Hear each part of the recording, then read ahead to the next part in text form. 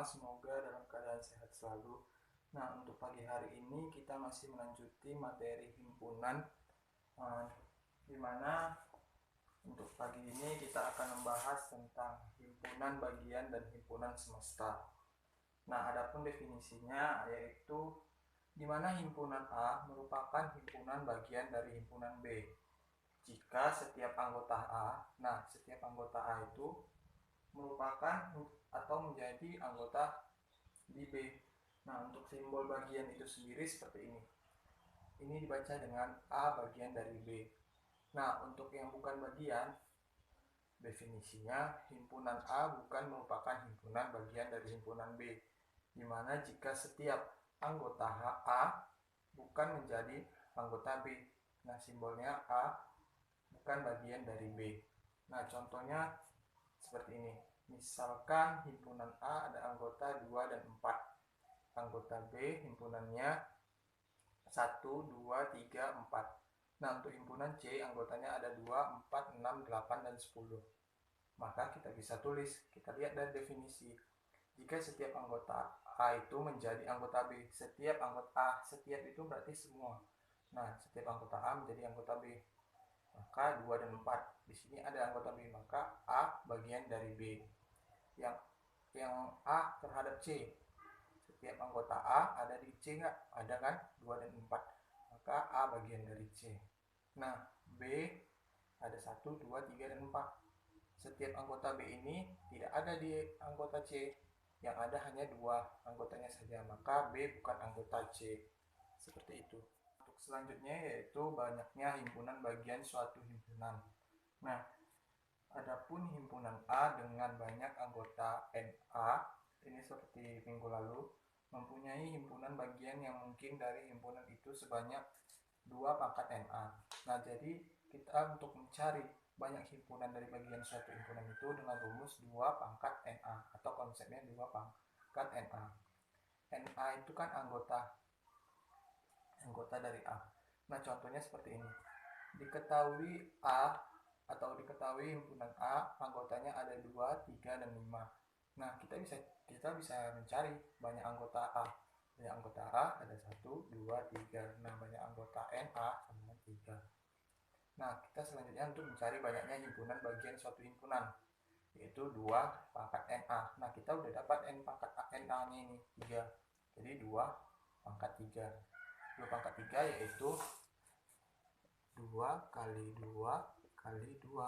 2 kali 2 4, 4 kali 2 8. Nah, kita buktikan apakah benar himpunan bagian dari A itu ada 8. Kita bisa cari. Yang pertama ada himpunan kosong. Kenapa himpunan kosong termasuk?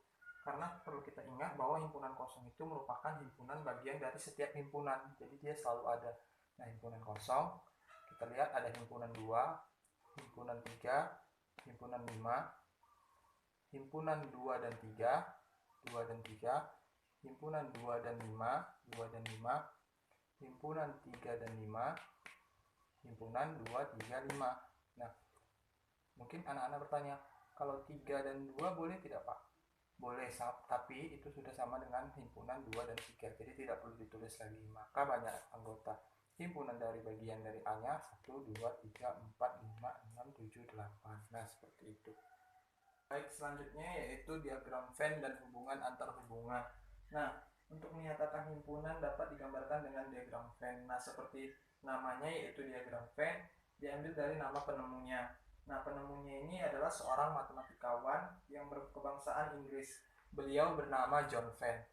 Nah, dalam menggambar diagram Venn diberlakukan aturan sebagai berikut. Nah, yang pertama itu adanya himpunan semesta digambarkan dalam sebuah persegi panjang. Nah, ini himpunan semesta digambarkan dalam persegi panjang. Nah, simbol S itu adalah simbol himpunan semesta. Simbol S ditulis di pojok kiri. Simbol S ditulis di pojok kiri. Dan yang kedua yaitu setiap himpunan yang dibicarakan ditunjukkan dengan gambar berupa kurva tertutup sederhana. Nah, ini merupakan kurva tutup sederhana. Yang ketiga ada setiap anggota himpunan ditunjukkan dengan nokta atau titik.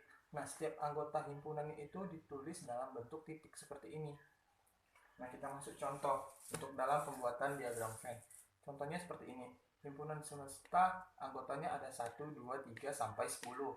Nah, untuk anggota himpunan A ada anggotanya 2, 3, 4, 6, 7, dan 8. Kita tulis. Langkah pertama kita membuat dalam bentuk persegi. Persegi bisa persegi panjang.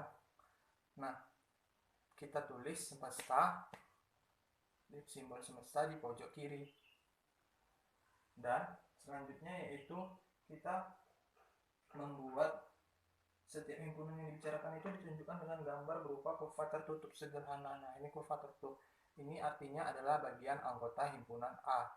Nah, bagian anggota himpunan A ada 2, 3, 4, 6, 7, 8. 2, 3, 4, 6, 7, 8. Nah, untuk anggotanya ini ditulis dengan titik, titik, titik, titik, titik. Nah, untuk bagian yang di luar dari himpunan anggota A, yaitu adalah himpunan semesta. Nah, dalam anggota himpunan semesta, bagian yang sudah merupakan anggota dari himpunan A tidak perlu kita tulis. Nah, yang kita tulis dalam bagian himpunan semesta adalah bukan bagian dari anggota A, yaitu ada 1, 5, 9, dan 10. Nah, begitulah dalam pembuatan diagram Venn. Selanjutnya yaitu himpunan saling lepas atau saling asing. Nah, definisinya yaitu dua himpunan A dan himpunan B dikatakan saling lepas atau saling asing jika kedua himpunan tersebut tidak mempunyai persekutuan. Dalam arti lain, tidak ada anggota dari himpunan A yang berada di anggota himpunan B. Nah, begitu juga sebaliknya, tidak ada anggota himpunan dari B yang berada di anggota himpunan A. Kita lihat contohnya. A himpunan anggotanya ada 1, 3, 5, 7, 9, dan B anggotanya ada 2, 4, 6, 8, dan 10. Nah, kita lihat tidak ada anggota himpunan A yang berada di anggota himpunan B, maka himpunan A dan himpunan B dikatakan saling lepas. Nah, yang untuk himpunan berpotongan atau tidak saling lepas, definisinya dua himpunan A dan himpunan B dikatakan berpotongan jika kedua himpunan tersebut mempunyai anggota persekutuan.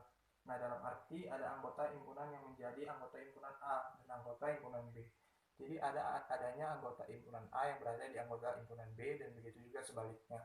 Contohnya A 1, 2, 3, 5, 6, 7 dan B 2, 3, 4, 6, 8, 10. Nah, di anggota himpunan A ini anggotanya ada di anggota himpunan B, yaitu ada 2, 3. Nah, maka himpunan A dan himpunan B berpotongan atau tidak saling lepas. Nah, sekian untuk materi pada pagi hari ini.